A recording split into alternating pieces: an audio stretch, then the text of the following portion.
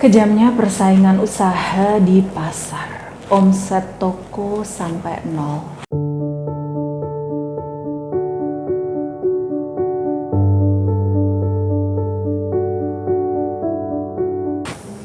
Bismillahirrahmanirrahim. Assalamualaikum warahmatullahi wabarakatuh. Alhamdulillah, senang sekali bisa bertemu kembali dengan teman-teman, saudaraku sholih-sholihah semuanya yang dirahmati Allah Subhanahu wa taala di channel YouTube Mbak Nur Pakar Kesuksesan.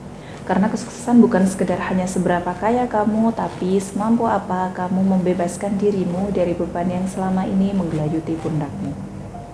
Teman-teman, saudaraku sholih-sholihah semuanya, apa kabar? Semoga senantiasa diberikan kesehatan, ya, amin. Dan saya doakan semoga kalian semua diberikan segala bentuk kemudahan, kesuksesan, kekayaan, kemuliaan, dan kesehatan dari Allah Subhanahu wa ta'ala. Amin, amin, Allahumma amin.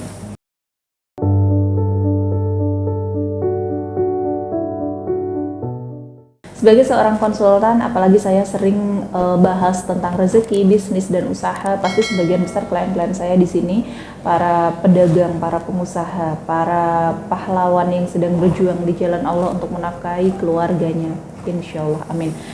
Akan tetapi teman-teman, kadang sebagai seorang pengusaha ada hal yang membuat saya sedih. Apa itu? Persaingan.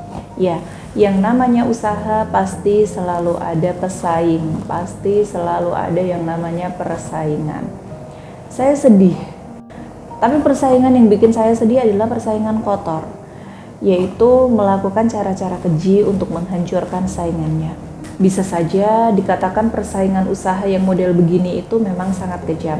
Saya jadi teringat bulan Februari kemarin saya dihubungi oleh klien saya dari Jakarta. Beliau ini pengusaha sembako dan jualan sayur buah juga di pasar, yang awalnya jualannya itu sangat laris kata beliau.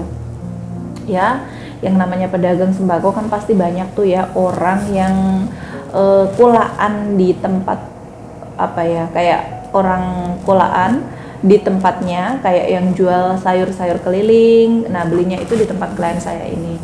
Dan itu sudah terjadi bertahun-tahun yang lalu. Jadi udah kayak punya pelanggan gitu loh, ya. Nah, beliau ini berjualan di pasar. Namun ketika menghubungi saya, toko beliau sudah 2 bulan sepi katanya. Bahkan katanya pernah ada 1 hari itu sampai nggak ada penghasilan sama sekali, bener-bener nol, nggak ada penjualan sama sekali. Bahkan kayak beli terasi yang 500 perak aja tuh nggak ada yang beli. Bener-bener kayak yang nggak ada yang beli gitu. Padahal jualan juga kan butuh ya uangnya buat muter, uangnya buat kulaan lagi. Dan seperti yang saya sampaikan di awal, usahanya dulu itu setiap hari tuh rame karena udah punya pelanggan gitu kan. Dan beliau mengatakan kalau omset sebulan itu paling dikit itu 20 juta sebulan. Itu paling dikit dulunya ya pas dia masih rame. Artinya kalau normal itu rame banget gitu, bisa lebih dari itu kan, bisa nyampe 50 juta mungkin, atau 60 juta atau bahkan lebih gitu. Nah, pas mulai sepi 2 bulan yang lalu itu, bulan pertama dia dapat omset cuma 8 juta per bulan. Di bulan pertama itu benar-benar yang sepi banget.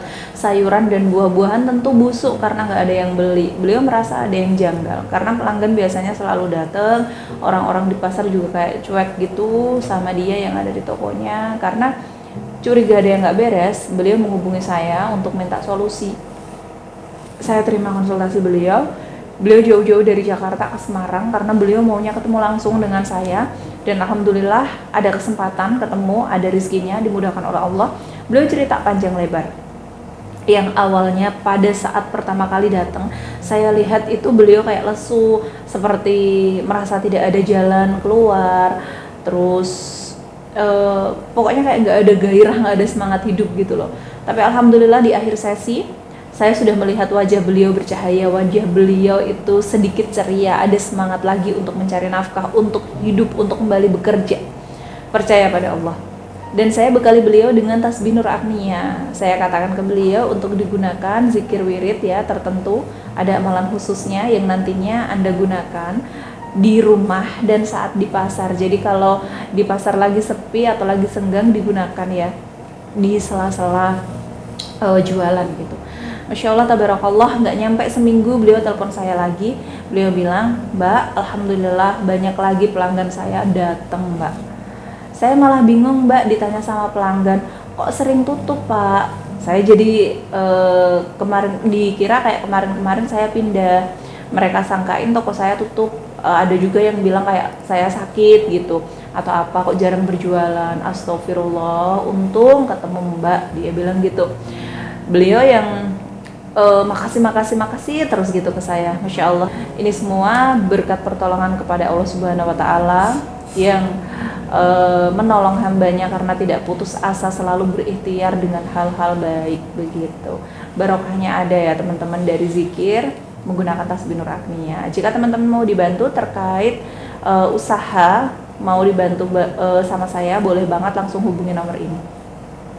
Sekian dari saya hari ini, saya Mbak Nur. Mohon maaf bila ada salah kata dan perbuatan. Mari bersama sukses dan berkah di jalan Allah. Akhirul kalam wabillahi taufiq wal hidayah wa ridha wal inayah. Wassalamualaikum warahmatullahi wabarakatuh.